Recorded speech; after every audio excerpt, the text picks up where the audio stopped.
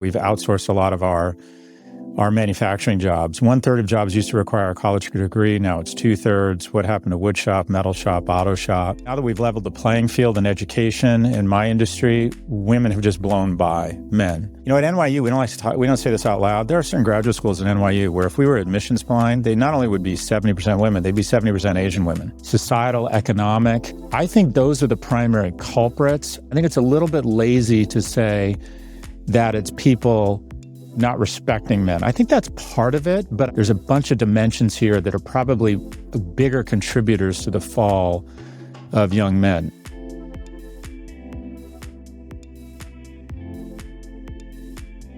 Hey everyone, Scott Galloway here at Scott Free August, which means we're bringing you something special. The Lost Boys, a series of conversations we hosted with Anthony Scaramucci about one of the most overlooked issues of our time, the crisis facing young men. In this first episode, we speak with Richard Reeves, author of the book Of Boys and Men, and also just a real mentor of mine and role model, to unpack the data and explore why young men are falling behind. Hope you enjoy. We'll be back soon. Thanks for joining us for this new limited edition podcast we're calling Lost Boys. I'm Anthony Scaramucci, and I've been really concerned about what's happening to young people, specifically young men today. I grew up in a blue-collar family with a very tough father. He wasn't always easy, but still there were a lot of adult men in my life that served as real role models for me and a lot of men like me.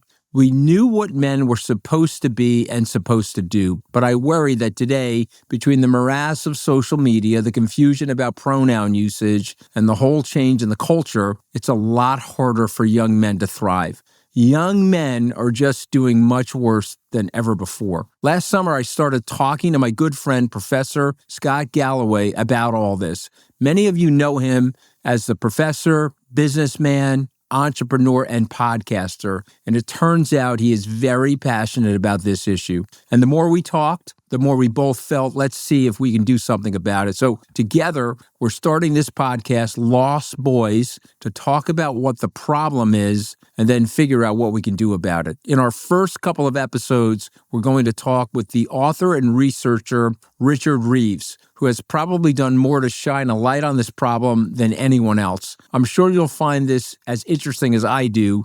Here's part one of my conversation with Scott Galloway and Richard Reeves.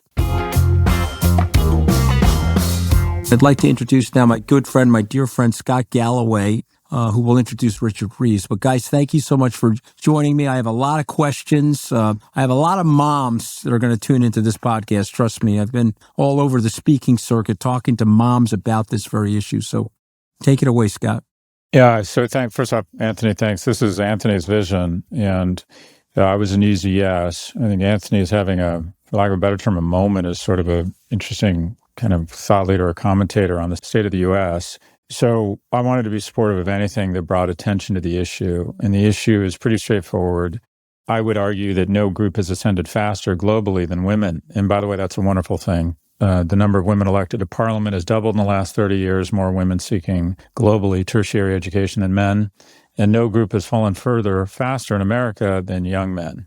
And Richard will go into some greater detail as he's my Yoda around this stuff. But effectively, you have... if you go into a morgue and there's 5 young people who've died by suicide, 4 of them are men, 3 times as likely to be addicted, 12 times likely to be incarcerated. And I relate to this on a personal level because I was one of those men. When I was younger, I didn't have a lot of economic or romantic prospects, living with my mother and kind of lost. But America sort of loved me and picked me up by the scruff of my neck and flung me forward in the form of the University of California, assistance and welfare for my mother. And I don't find that some of those same programs and some of those same opportunities or the way society operates, had I been that kid today, I worry that outcomes would have been different. And so this is something that's a passion project, and immediately found the person to kind of, serve again as my sensei, if you will, or my Jedi master is Richard Reeves. Richard is the president of the American Institute for Boys and Men. Born in Peterborough, United Kingdom, educated in geography at Wadham College. Am I saying that correctly? Yeah, you are. Amazing. Crazy, right? Right. Yeah. And has a PhD from the University of Warwick. and has had several pretty high-level positions, including joining the office of Deputy Prime Minister Nick Clegg. He's also was at, was it the Hoover Institute? Where were you? Demos. There you go. IPPR, yeah. And not only that, is not just a bureaucrat. One of the things I respect most about Richard, he not only wrote kind of this landmark book, or David Brooks described it as a landmark book, of Boys to Men, but he's an entrepreneur. And that is, he went out and started a foundation or a research think tank. What do you call this? A think tank? Think tank is probably the best term, yeah, I guess. Sounds So the boring though, doesn't it? The American Institute for Boys and Men, and immediately was able to raise a lot of capital. People have a ton of respect for him, his research, his kind of thoughtful, almost sort of nonpartisan approach to this, and saw the need. And just to do some name dropping, I believe you received a $10 million grant from the Melinda French Gates Foundation. Is that accurate? Pivotal Ventures, it was 20, yeah, most of which I have to give away, which is great. There you go. Well, we can help. Anyways, with that, Richard Reeves. So, Anthony, do you want to kick us off with a couple of questions for Richard? I think so. I want to start out by making a statement, Richard, if you don't mind, and get you to react to it.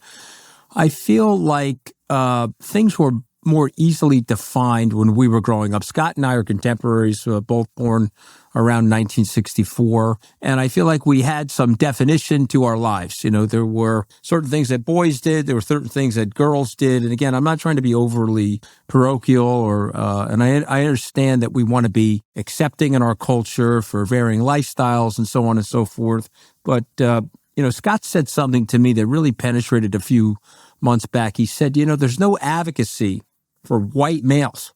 There's maybe 75 different affinity groups at NYU, but there's no white male affinity group. And not necessarily saying that there should be, sir, but I guess I'd like to ask you first for the statistic that Scott's giving. What happened in our sociology? What happened in our world, our culture, that's led to this problem that we're all facing? Well, the first thing to say is that I think Scott has been a real leader in terms of elevating this as a cultural conversation. So there's a danger now that you just get some praise inflation between me and Scott now, but let's get that over with. But he was really leading on this before I wrote the book. He's one of the people. I want the praise inflation, Richard. I mean, you don't know me, but I need it. I have a very fragile ego, so don't focus on Galloway. Just like find subtle ways to praise me. I'm sorry. Continue, Richard. Well, Anthony, please. So far, Anthony, I have no reason to object to you. How about that? All right, sounds good. So someone sort of said, he's a friend in the sense that he didn't mean me active ill will. Let's start with that, Anthony. I'm thrilled you're doing this. So yeah, I think that's right. And it's interesting the way this is both like a factual problem in the sense that we've got all these facts, some of which Scott's referred to, but in education and wages and employment. And that's my background, right? I'm a fact guy. I'm a researcher, policy guy. But I think there's something behind that, which is what you're both talking about, which is this identity question. So beneath the surface of facts, there's this question about identity. And I do think that there was a clearer script. That's the way I like to think about this, is that the old script was for women, wife and mother. You're going to raise the kids, you're going to, etc. And the old script for men was you're going to be the economic provider, head of household, breadwinner, right? That was the script my parents had. And I had a great upbringing. I'm very lucky, etc.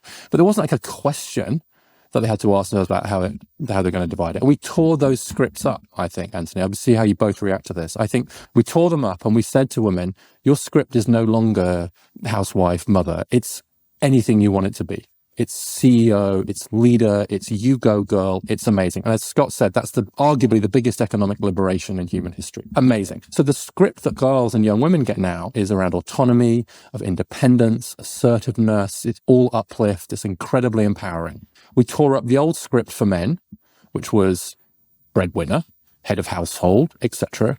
And we didn't replace it with anything.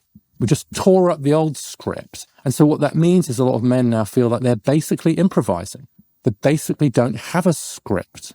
Or if they do, it's a negative script.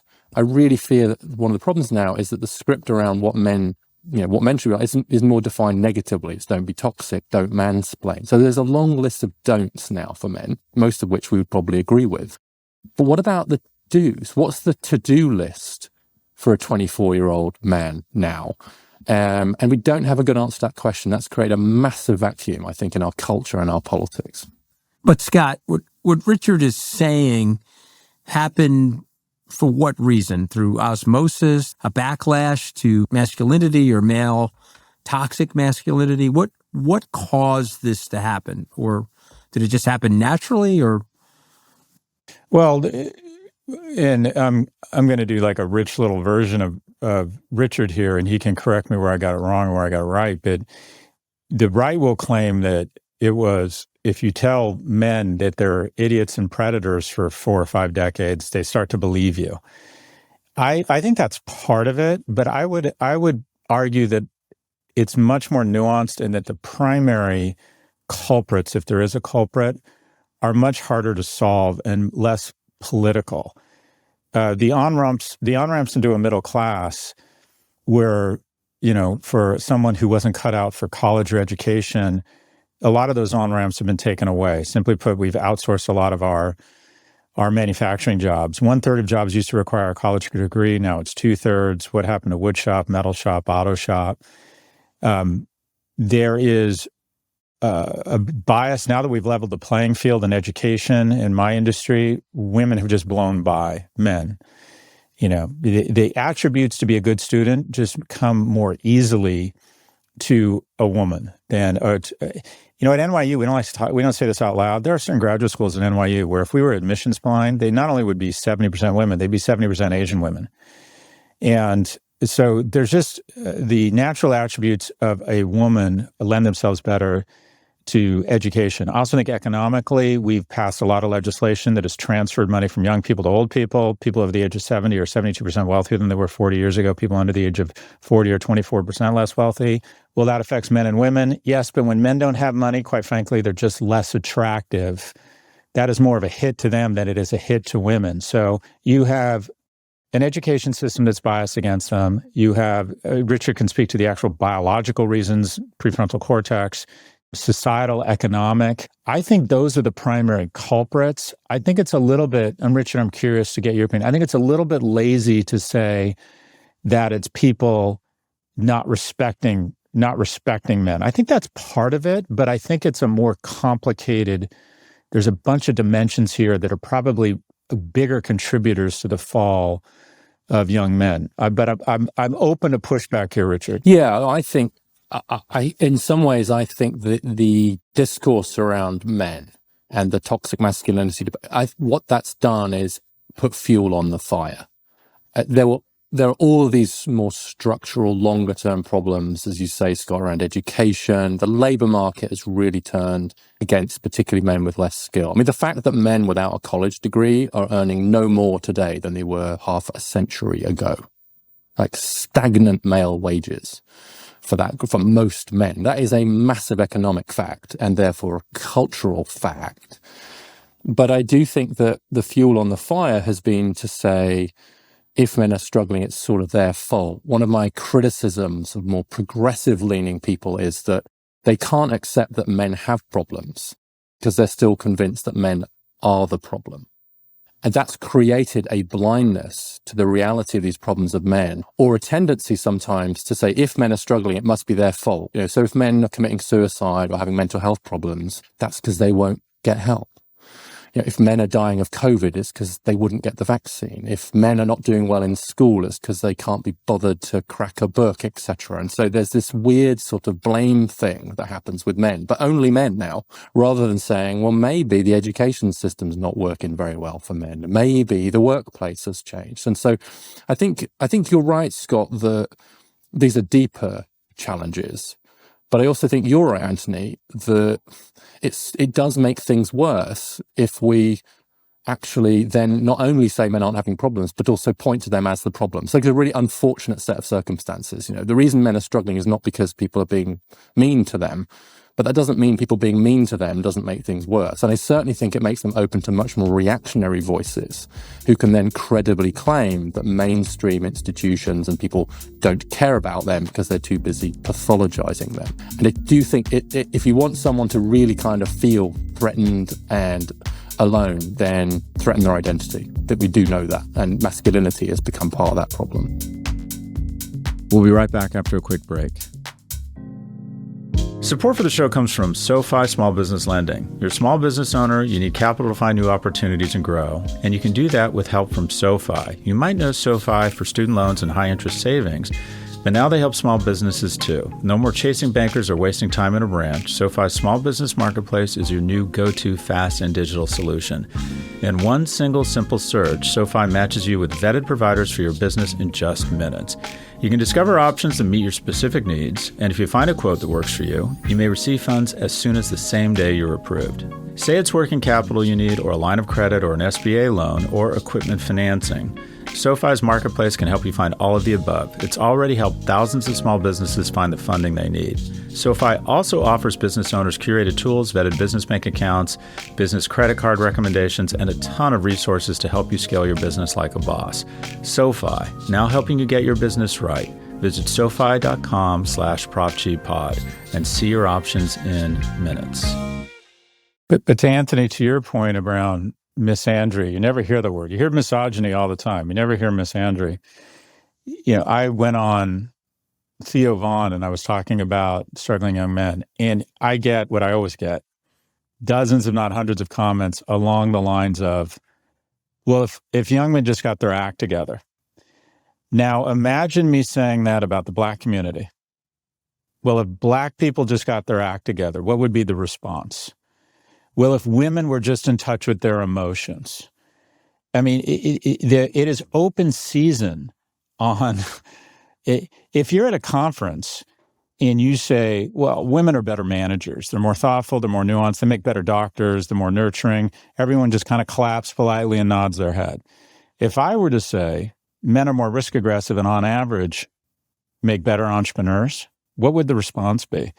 So it feels like we can't even have an open, honest conversation because it's open season on one gender and the other from just even if you're trying to have a science-based conversation, it's a third rail. You can't say anything that might imply that women are, might be contributing, or the role women play, that this might be part of the, they might be part of not only the solution, but also part of the problem. You can't even go there.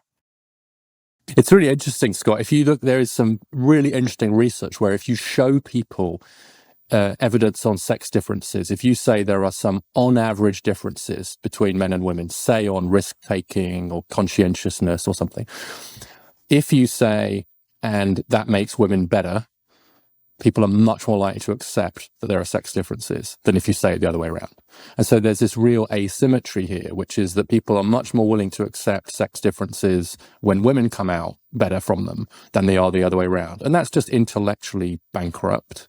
And you understand why it's happened, but it also, you understand why, if we literally have nothing positive to say about masculinity and men, then no wonder so many of them feel under siege. And it means that we don't get to tackle these serious problems that Scott and I are both so exercised by. I want you both to react to this, because this is something I see in my children, which I'm trying to combat, and maybe you could offer me some advice on how to do it. I feel everything that you said is true, and I feel that there's an undercurrent of this lack of advocacy for men. They can't advocate for themselves. And the other thing is they can't express that they feel the way that you guys are suggesting, meaning you can't have a 15-year-old say, Professor Galloway, I feel left out of the equation, or I feel one way, but if I assert myself and say X, Y, Z, I'm not heard, or people come down on me like a ton of bricks. I guess where I'm getting to is a lot of these guys, my children included, they'll find recluse in the internet. They'll go on the internet. They fall prey to some conspiracy theories. Some of these guys think the moon landing didn't happen. I've got to listen to all this sort of nonsense that goes on the internet. And I feel like they're falling into a trap of despair without the tools necessary to stand up for themselves. Do I have that wrong? And if I do, tell me what I have wrong. And if I have it right, is there a solution? Richard? Yeah. So I think you have it right, that the question of what am I supposed to do today as a man right? How am I supposed to date? What about money? What about sex? What about fitness? All those questions. Like, what's the script? What's the story? How am I supposed to be today? That question is on the lips and the minds of almost all young men today. So the question is not, is there a question? It's who's providing answers. And you're right that if they're not getting answers in the classroom, from their fathers, from their scout groups, from their churches, from wherever, and they don't have that conversation, those role models, of course, they'll go and look online. And so the solution is to have this kind of conversation, is for us to be having the conversation, to be having a good faith conversation about advocating for our boys and men. I mean, Scott already mentioned the suicide statistics, but just to put a sharp point, we lose 40,000 men a year to suicide now. And since 2010, almost all of the rise has been among young men. So the rise in suicide among men under the age of 30 has been 30% just since 2010. We have a crisis of loss of male lives in this. And if we can, and by the way, it's higher among white men. There are lots of other issues that go the other way. But if we can't have that conversation honestly and openly and tackle it, someone else is going to have that conversation. The question is not, are we having this conversation? The question is, who's having it? Scott, how low have you gotten in your life, Scott?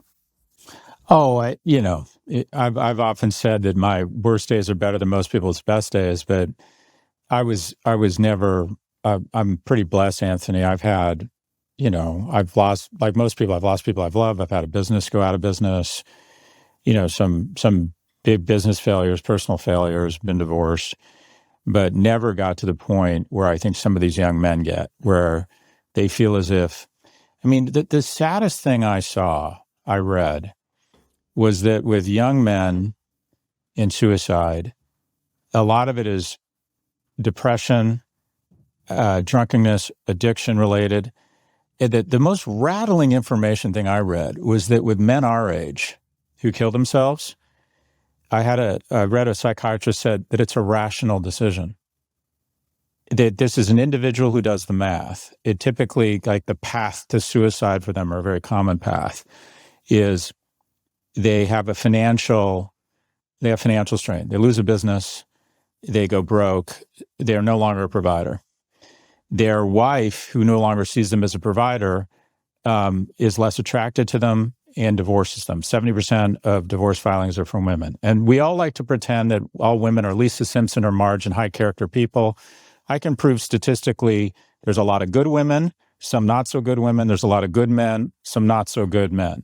And then the man loses his wife, his primary relationship. He oftentimes loses access to his kids. I'm going through this with a lot of my friends right now. They have teenage girls or kids and they get divorced. And quite frankly, the kids want nothing to do with them. It's like, dad shows up, he doesn't live here, he's not part of my ecosystem. And all of a sudden, the dad goes from having all this great kind of what I call garbage time, hanging out with his kids, and he's no longer in the same house. Family court is sometimes biased against men. And then he just has no role, no purpose, and he makes a conscious decision to check out. And that, to me, was just the most devastating, that it's a quote unquote rational decision. And what Richard was saying about the conversation, I think it's gotten remarkably more productive, in large part because of some of Richard's work and research. But American households, millions of them, felt this and saw it happening for the last 2 decades, and no one was talking about it. And unfortunately, into that void slipped some unproductive voices that said, be proud of yourself. And the problem with these unproductive voices is it starts positive. Be fit, be action-oriented, take control, go up and approach a woman. And then it comes off the rails. Then it's like, now invest in crypto, and don't let that bitch go to the club with her friends. Put your foot down. It turns into thinly veiled misogyny. And so right away, the dialogue got a really bad rap. And the moment, and I imagine you experienced this, Richard, I know I did, when I just even started mildly advocating for men or talking about these problems, they're like, oh, you're one of those guys. You're one of those misogynists. and people just shut off. And the good news is, I think the conversation has got a lot more productive because the people now driving this conversation or the afterburners are mothers. We're like, guys, I am not political. I have 3 kids, 2 girls, 1 boy. The girl's in PR, one's in Carnegie Mellon, and my son is in the basement playing video games and vaping.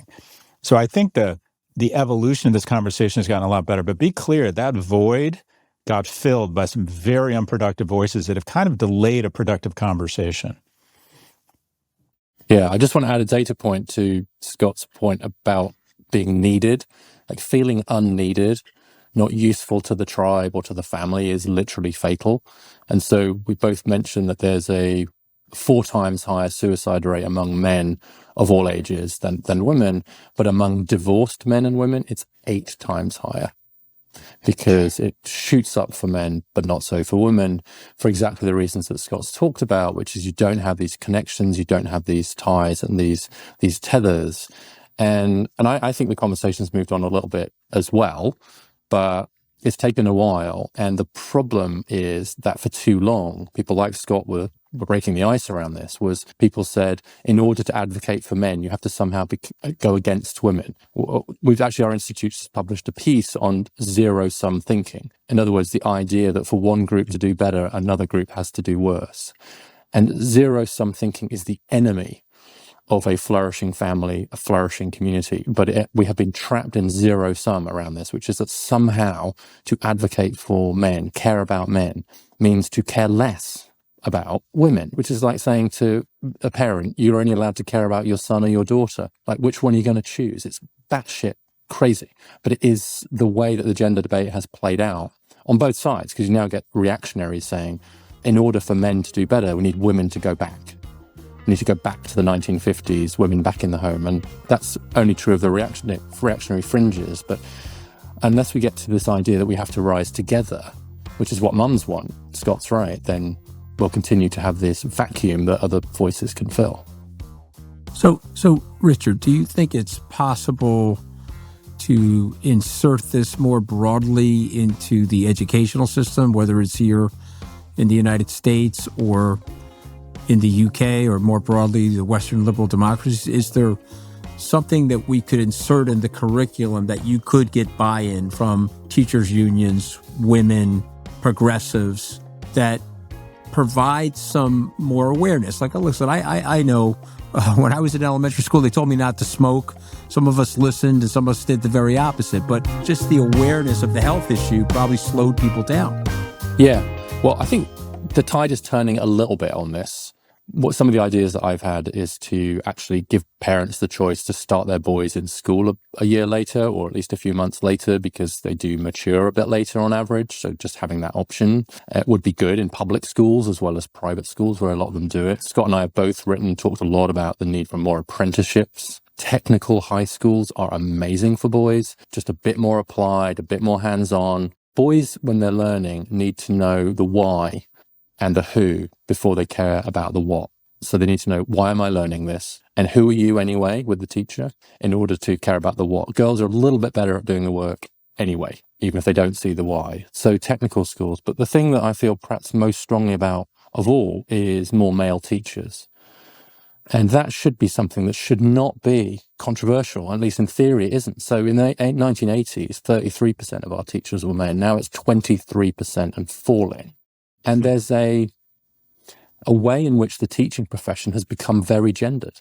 My own son just started teaching 5th grade in Baltimore City. And I asked some people for advice about a man in teaching. And they said, make sure that his door has a window, which most schools do anyway. But if you're a male teacher, never teach in a classroom where there isn't a window in the door. There's a trust issue, which is understandable, but it's gone so far now that we become suspicious of men having a role in the lives of boys, unless it's their own sons. And I think credit to Scott here, he's been very outspoken on this, but the decline in the share of men in, like, the Scouts is not Boy Scouts anymore. This might have passed you by, but Boy Scouts of America no longer exists. It is now Scouting for America and co-ed. Big Brothers Big Sisters has much longer waiting times for boys than girls because they don't have male volunteers. The YMCA is now staffed by mostly female volunteers. And so there's this huge absence of men in the lives of boys. And one way that public policy can address that is through schools.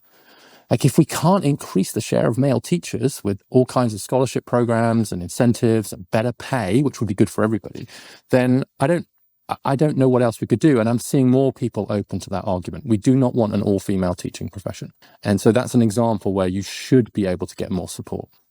And Richard, I think it was your study that showed that if you try to reverse engineer to a single point of failure for when a boy kind of comes off the tracks, it's when he loses a male role model.